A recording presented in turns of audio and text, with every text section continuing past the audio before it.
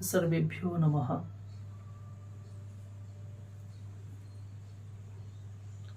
ગયા વિડીયોમાં આપણે જોયું હતું કે સાચી ભક્તિ કરવી એટલે ભગવાનને ગમતા થવું.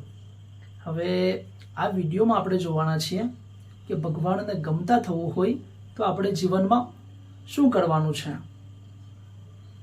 હવે આ વાત સાંભળીને જે બુદ્ધિશાળી લોકો છે, જે લોકોની બુદ્ધિ તર્ક કરી શકે છે, એ લોકો એવું કહેશે કે આ સૃષ્ટિમાં જેટલા પણ જીવો છે એ બધા જ ભગવાનના જ સંતાનો છે.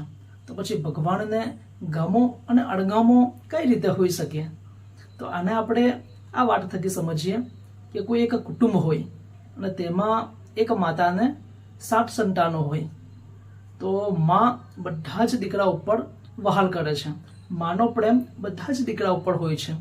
પરંતુ આ 7 દીકરાઓમાંથી 1-2 દીકરા એવા હોય છે કે જે માતાને સૌથી વધારે પ્રિય હોય છે, જે માતાને સૌથી વધારે લાડલા હોય છે. હવે એનો મતલબ એવો નથી કે આ જે મા છે એ પોતાના છોકરામાં ભેદભાવ કરે છે, એવું નથી. પરંતુ એ જે 1-2 છોકરાઓ છે તેની અંદર એવી ખાસિયત છે, એની અંદર એવા લક્ષણો છે કે જેના લીધે એ માતાને સૌથી વધારે પ્રિય હોય છે. એક્ઝેક્ટ આવું જ જગતમાં પણ છે. આ સૃષ્ટિમાં જેટલા પણ જીવો છે એ બધા જ જીવો ભગવાનના જ સંતાનો છે. પરંતુ અમુક જીવો એવા હોય છે કે જે ભગવાનને સૌથી વધારે પ્રિય હોય છે, જે ભગવાનના સૌથી વધારે લાડકા હોય છે. અને આ કંઈક હું મારા ગજવામાંથી વાત નથી કરતો. આ વાત ભગવાને સ્વયં શ્રીમદ ભગવદ્ ગીતામાં કહી છે. ભગવાને અમુક એક લક્ષણો આપ્યા છે અને પછી કહ્યું છે કે યોમદ ભક્ત સમે પ્રિય. આ બધા જે લક્ષણો હોય છે એવો ભક્ત મને પ્રિય હોય છે. હવે કયા લક્ષણો હોય છે એ તો આપણે આગળ જ્યારે આવશે ત્યારે જોઈશું. પણ ટૂંકમાં એ કહેવા માંગુ છું કે ભગવાન પણ એવું કહે છે કે આવો જે વ્યક્તિ હોય છે તે મને પ્રિય હોય છે. એટલા માટે ભગવાનને પ્રિય બનવું, ભગવાનના લાડકા બનવું, ભગવાનને ગમતા થવું, આનું જ નામ છે સાચી ભક્તિ. એટલે આ વિડીયોમાં આપણે એ જોવાના છીએ કે ભગવાનને ગમતા થવું હોય તો શું કરવું જોઈએ. હવે કોઈ વ્યક્તિને ગમતા થવું એ સહેલી વાત છે, પરંતુ જેને આપણે જોયો નથી, જેની સાથે આપણે વાતચીત કરી નથી, જેને સ્વયંની કોઈ ઈચ્છા નથી, આ ઈશ્વરને ગમતા થવું એ ખૂબ જ કપડું કામ છે. તો પછી આપણે કરવું શું જોઈએ? તો એનો જવાબ પણ શ્રીમદ ભગવદ્ ગીતામાં ભગવાને સ્વયં જ આપ્યો છે. ભગવાને જ કહ્યું છે કે મયી ચ અનન્ય યોગેન ભક્તિ રવ્યાભિચારિણી. મારી તું અનન્ય યોગથી અવ્યભિચારિણી ભક્તિ કર.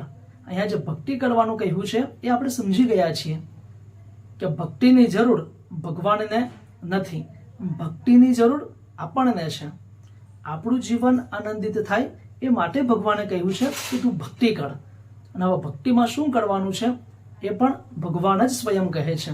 જે નિર્ગુણ નિરાકાર બ્રહ્મ છે એ સગુણ સાકાર રૂપે પૃથ્વી ઉપર અવતર્યું અને તેમણે શ્રીમદ ભગવદ્ ગીતા થકી મનુષ્યને માર્ગદર્શન મળી રહે એ માટે ગ્રંથ કહ્યો અને તેનું જ નામ છે શ્રીમદ ભગવદ્ ગીતા. અને એમાં એવું કહ્યું છે કે મનમના ભવઃ, એટલે તારું જે મન છે તું મારા અંદર જોડ. તારું જે મન છે તેને મારા અંદર એકાગ્ર કર. તારું જે મન છે તેને મારા અંદર પળવવું અને ભગવાનમાં મન લગાવવું, ભગવાનમાં મન એકાગ્ર કરવું, ભગવાનમાં મનનો લય કરવો અને ભગવાનને મન આપવું, આનું જ નામ છે શાસ્ત્ર શુદ્ધ ભક્તિ. એટલે ભગવાને કહ્યું કે તારે જો મને ગમતા થવું હોય તો તારું જે મન છે તે તું મને આપ. અને જે વ્યક્તિ ભગવાનને મન આપી શકે તો સમજી લેવું જોઈએ કે એ વ્યક્તિ હવે ભક્ત થયો અને એ વ્યક્તિ સાચી ભક્તિ કરે છે.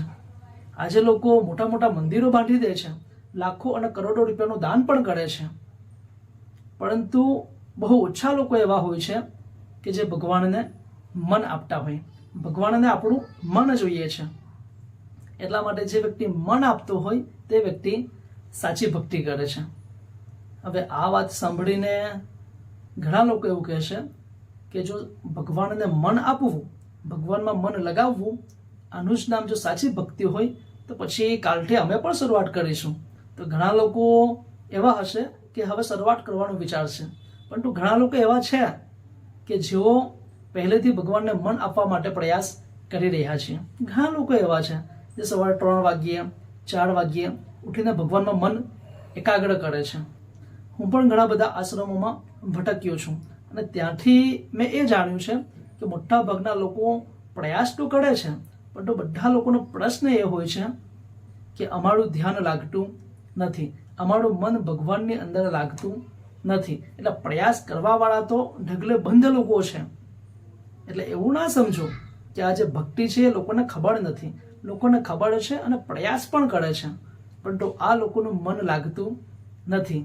અને બીજી ભાષામાં કહું તો લોકો તો ભગવાનને મન આપવા કરે છે, પરંતુ ભગવાન એમનું મન સ્વીકારતા નથી. આપણું જો ધ્યાન ન લાગતું હોય, આપણું જો મન ભગવાનમાં એકાગ્ર ન થતું હોય, તો સમજી લેવું જોઈએ કે ભગવાન આપણું મન લેતા નથી. અને જ્યાં સુધી ભગવાન મન લેતા નથી ત્યાં સુધી સાચી જે ભક્તિ છે એની શરૂઆત થતી નથી. તો હવે આપણે એ જોવાનું છે કે આપણું જે મન છે એ આપણે ભગવાનમાં લગાડીએ છીએ, તો પણ ભગવાન મન શા માટે નથી લેતા? અને જો ન લેતા હોય, જો આપણું ધ્યાન ન લાગતું હોય, તો એવું શું કરવું જોઈએ કે જેથી ભગવાન આપણું મન લે, ભગવાન આપણું મન ચોરી લે અને આપણું મન ભગવાનની અંદર લાગવા લાગે? એ આપણે આવતા વિડીયોમાં જોઈશું. અસ્તુ.